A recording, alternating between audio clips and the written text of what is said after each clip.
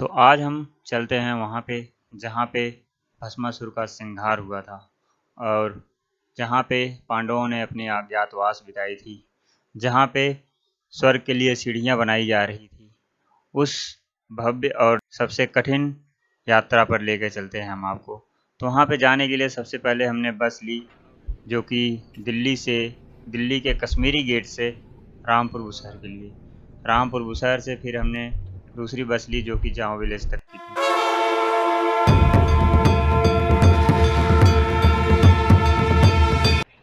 तो गाइस, आज हम रुके हैं यहाँ जाओ विलेज में। ये मेरे सामने कुछ देखो इस तरह का नज़ारा है और यही हमारा कमरा हमने ले लिया यहीं पे।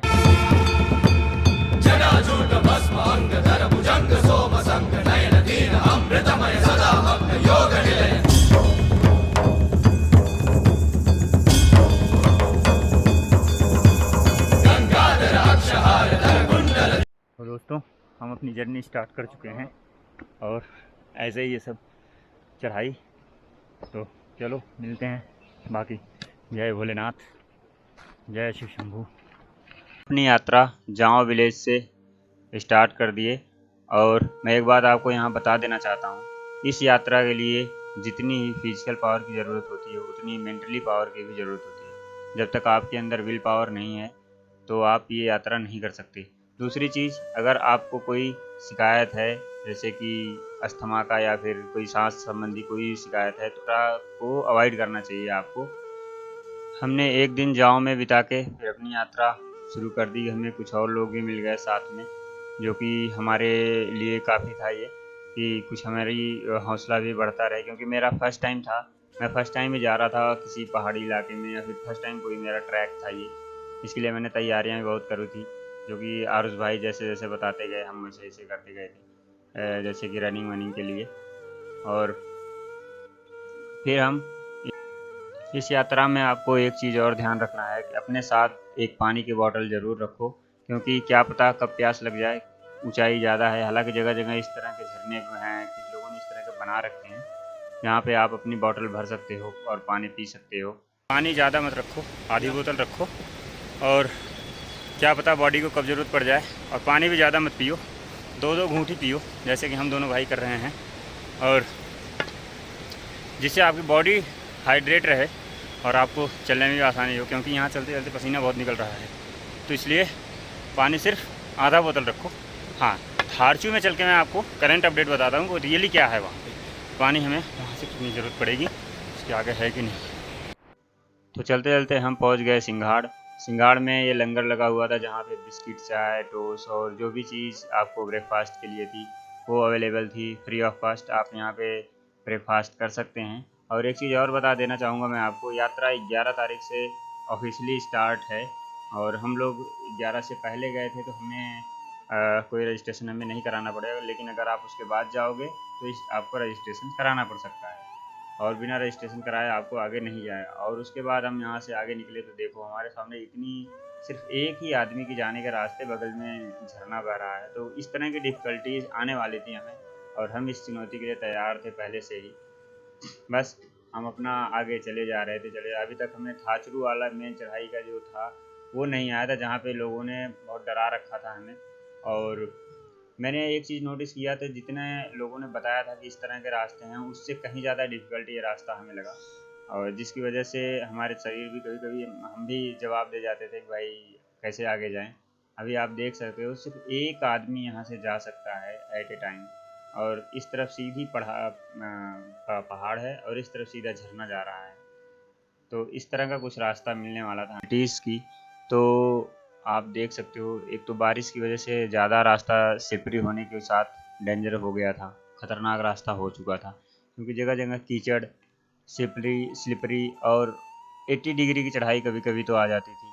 और हमने जैसा सुन रखा था कि थाचरू में बहुत ज़्यादा स्टीप चढ़ाई है, हम उसके पास धीरे धीरे उसकी तरफ बढ़ रहे थे, आगे की तरफ। इस यात्रा पर जा रहे हैं तो मैं आपको एक बात और बता देना चाहूँगा कि आपके पास एक अच्छी क्वालिटी के शूज़ होने चाहिए, जो कि बिल्कुल भी स्लिपरी ना हो, और उसके साथ साथ एक छड़ी होनी चाहिए।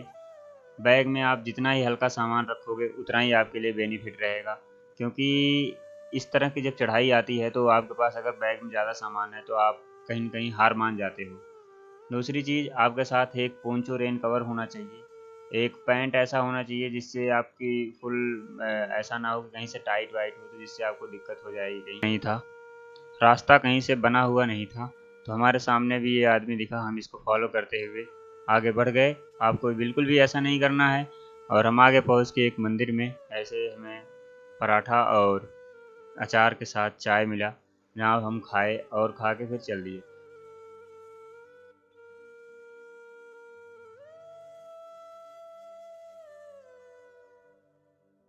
तो कुछ इस तरह से जाना है आपको। और ट्रैकिंग के लिए आप ध्यान रखना एक चीज़ की, हैवी कपड़े पहन के ट्रैक ना करो, हल्की टी शर्ट एक डाल लो, क्योंकि पसीना इतना होता है कि सारे भीग जाते हैं फिर। तो ये थी मेरी। हम पहुंच चुके थे बरहटी नाला, जहां से थाचड़ू की चढ़ाई होती है, और जो कि 12 किलोमीटर एकदम 80 डिग्री की चढ़ाई है। लगातार चढ़ते ही जाना है, वहाँ पे उतराई एकदम नहीं है। हम पहुंच चुके थे वहाँ पे और हमारी ट्रैकिंग अब स्टार्ट हो चुकी थी। हमें भाई साहब ये पोर्टर भी मिल गए, जो कि मैं तो इनको देख के बहुत ही आश्चर्यचकित हुआ कि ये लोग बेचारे इतने हैवी हैवी सामान कैसे लेके जाते हैं। और ये थाचरू पूरी तरह से, यहाँ पे एक चीज़ और मैंने नोटिस किया, यहाँ कोई झरना नहीं है। जब आप कैंप मिलेगा तभी आपको पानी मिलेगा, अदरवाइज आप यहाँ पे पानी तो अपने साथ रखो ही रखो। बाकी इस तरह के कुछ बड़े बड़े पेड़ थे, जंगल टाइप के थे। भूख भी बहुत ज़्यादा लग रही थी क्योंकि काफ़ी देर हो गया था चले हुए। सुबह 6 बजे हमने ट्रैकिंग स्टार्ट करी थी अपनी, और हमें भूख लग गई थी कुछ ज़्यादा ही, तो हमने कुछ खाने के लिए ढूंढना शुरू कर दिया फिर।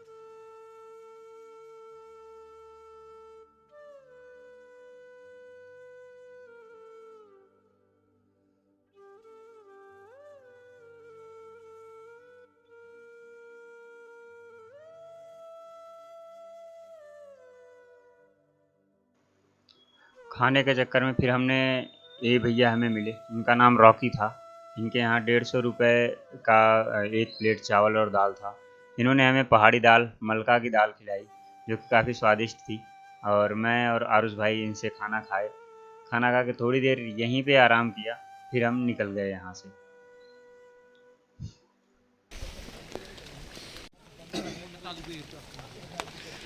2% टेंट।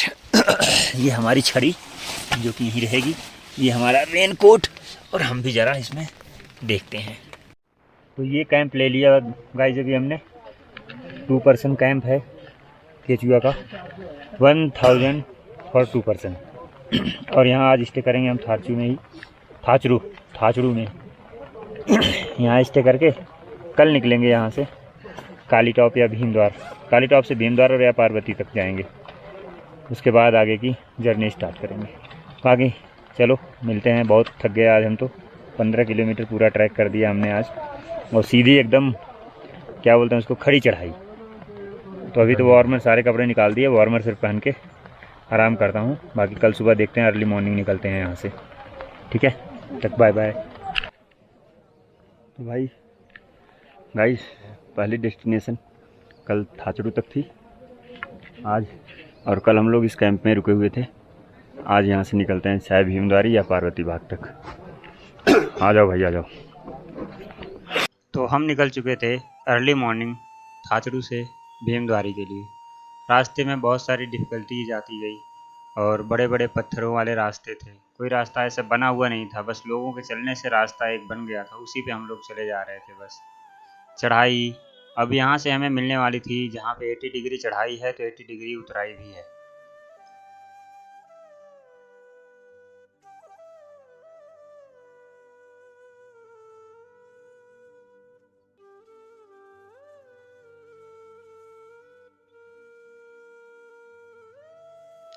इस बोर्ड पे कुछ लिखा हुआ था, पता नहीं क्या था करके मध्य, लेकिन ये पूरा फट चुका था तो इसको हम पढ़ नहीं पाए क्या लिखा था इस पे।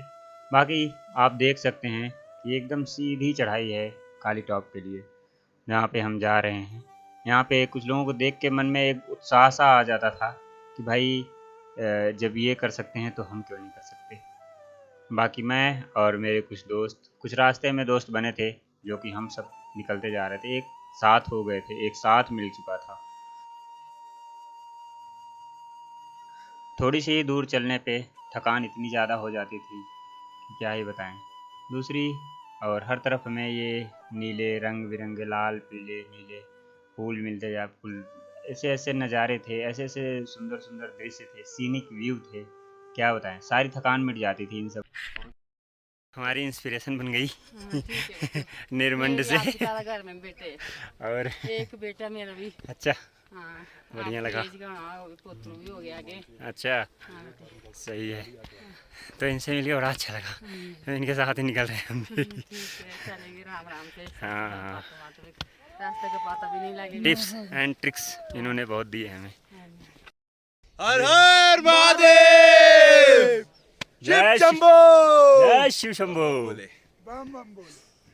तो ये हमारे दोस्त मिल गए हमें, कुछ वही है रास्ते हम लोग बढ़ते जाते हैं तो कारवां बढ़ता जाता है हमारा, ठीक है, तो कारवां बढ़ गया हमारे, ये 3 दोस्त और मिल गए हमें। चलो चलते हैं भाइयों के साथ।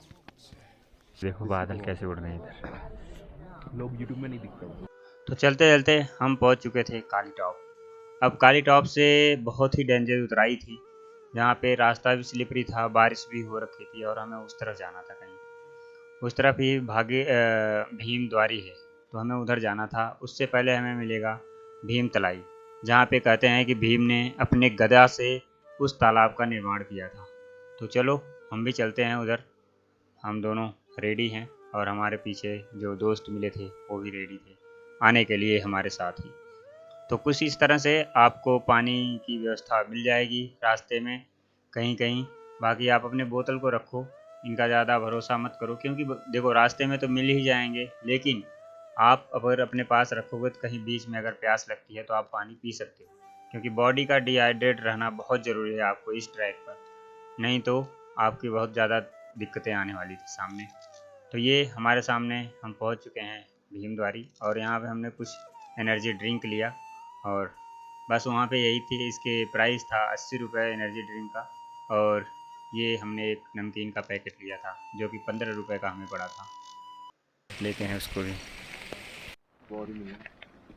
आ जाओ इस डेंजर रास्ते पे आकाश भाई क्या करते हैं, जहाँ डेंजर होता पहले मुझे भेज देते हैं जिससे इनको पता चल जाए डेंजर कहाँ है, उसके बाद ये आते हैं। ये तो खुफिया टेक्निक है, ये खुफिया टेक्निक का इस्तेमाल करते हैं, और मैं डेंजर खतरों का खिलाड़ी।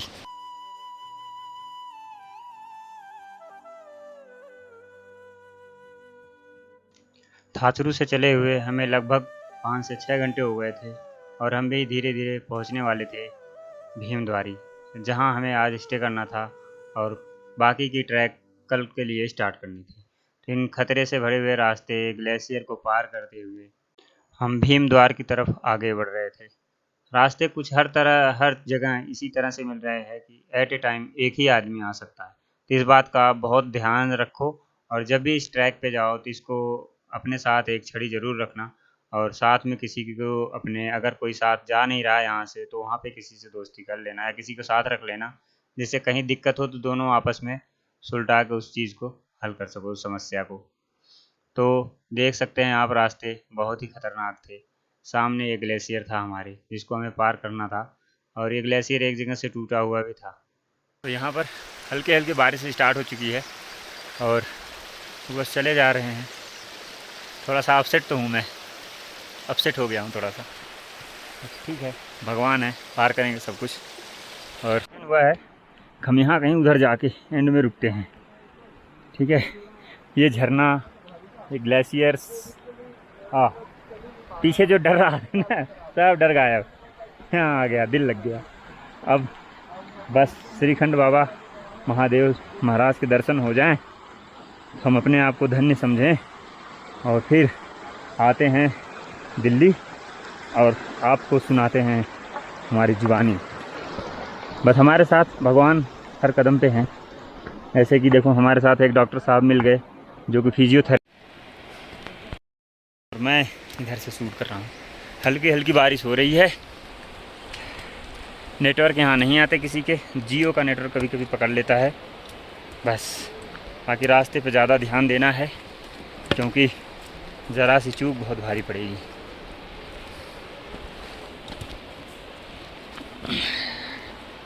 यहाँ ग्लेशियर है तो यहाँ ठंड भी होगी, जाहिर सी बात है।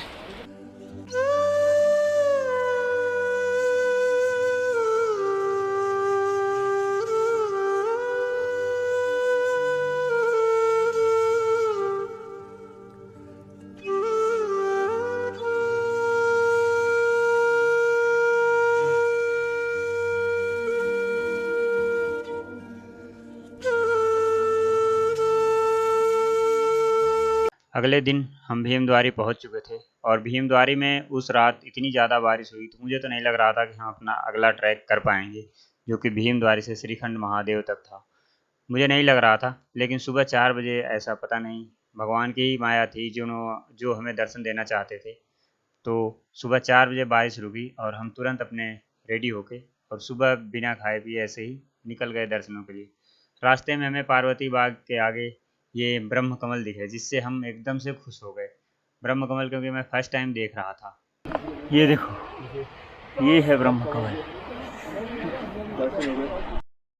मैं हिम्मत हार चुका था, लेकिन ब्रह्म कमल देखने के बाद ऐसी एनर्जी आ गई है मेरे अंदर, चल देंगे आराम से और आपको दर्शन ज़रूर कराएंगे भाई।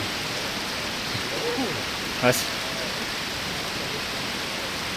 मुझे रोना आ गया यार। हम यहाँ कुछ खाने के लिए बैठे थे, ग्लेशियर चारों तरफ, लड्डू है भाई बहुत बढ़िया वाली, मुझे भी दे देना। उनको भी देना भाई। दिख गए महादेव, वो देख के मोटिवेट हो। तो हम कुछ ड्राई फ्रूट और एनर्जी ड्रिंक और पानी पीने के बाद नैन सरोवर पहुँच चुके थे। ये आँख के आकार का बना हुआ नैन सरोवर, आप इसको थोड़ा ऊंचाई से देखोगे तो एकदम आँख के आकार का ये दिखता है। कहते हैं जब भगवान शंकर श्रीखंड महादेव में जाके छुप गए थे भस्मासुर के डर से, तो माता पार्वती की आंखों से आंसू की धारा निकल चुकी थी और वो धारा ने एक तालाब का रूप ले लिया, जिसका नाम इन्होंने नैन सरोवर रखा। उसके बाद हम धीरे यहाँ से आगे बढ़ चुके थे, जो कि श्रीखंड महादेव का ट्रैक था और हर जगह ग्लेशियर, ऊंचे छोटे बड़े पत्थर और सीधी चढ़ाई, कहीं तो चढ़ाई ही नहीं थी। एक दूसरे का सपोर्ट ले लेकर, सहारा ले लेकर हम आगे बढ़ते जा रहे थे। हमारे साथ राजस्थान के 2 लोग, जो कि ये आपको पीछे दिख रहे हैं, मानव और किशन, ये 2 लोग थे।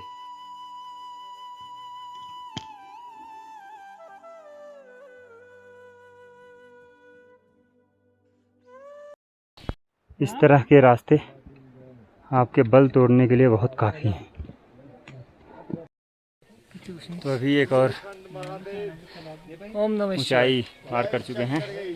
हमारे पैर एकदम से चलने के काबिल नहीं थे, क्योंकि इतनी थकान हो चुकी थी। लगातार 3 दिन से हम चढ़ाई ही चढ़ रहे थे, तो इतनी थकान हुई थी, पैर लड़खड़ा रहे थे हमारे, ज़रा से भी ताकत नहीं बची थी। लेकिन पता नहीं कौन सी वो ताकत थी, कौन सी वो शक्ति थी जो हमें खींच रही थी। और ये हमें एक भगवान भोले के रूप में ये एक शख्स मिल गए, जो कि हमें कहे कि नहीं भाई जी, जब तक आप नहीं जाओगे हम भी नहीं जाएंगे। ये वहीं को लोकल थे। और जब हम यहाँ पहुँचे और भगवान भोले को देखा तो मन एकदम से गदगद हो चुका।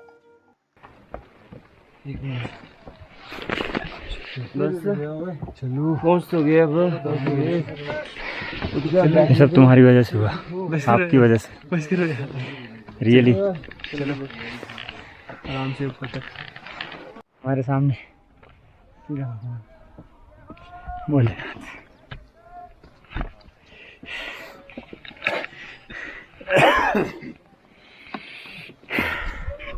लेकिन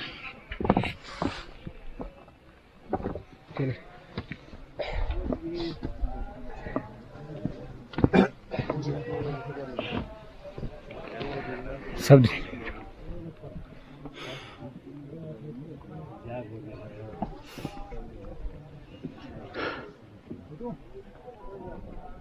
जब मैंने भगवान भोलेनाथ को देखा तो मेरे आंखों से आंसू आ गए एकदम से। मैं अपने आप को रोक नहीं सका रोने से, और मैं इतना आनंद विभोर हो चुका था, इतने खुशी हो चुका था कि मैं समझ नहीं पा रहा था मैं क्या करूं। क्योंकि कोई शक्ति थी जो मुझे यहाँ तक ले आई थी, नहीं तो मैं 4 से 5 बार हिम्मत हार चुका था कि मैं अब आगे नहीं जाऊँगा। बहुत बुरी तरीके से परेशान होते होते इनका हौसला बढ़ाते बढ़ाते हम इन्हें लेके आए हैं यहाँ पे। ये देखो, ये है 75 फीट की शिवलिंग। ऐसा कहते हैं कि भगवान शिव इसमें समा गए थे।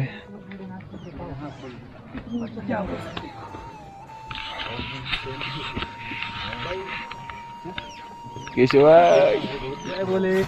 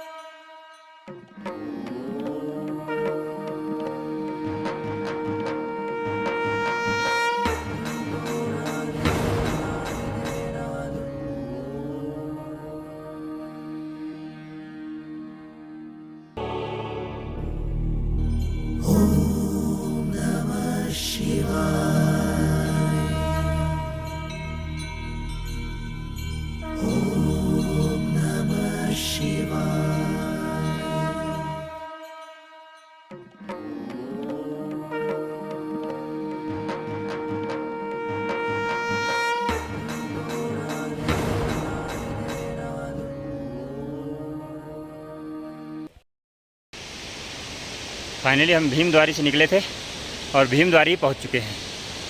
थोड़ी दूर पे है और है, उधर देखोगे तो आप कैंप लगे हुए हैं हमारे सारे, वहीं हमें जाना है। आज की रात वहीं रेस्ट करेंगे हम, क्यों मानो भाई? आज वहीं रेस्ट करेंगे चारों, प्लान बनाएंगे, फिर कल देखते हैं, कल का दिखाते हैं।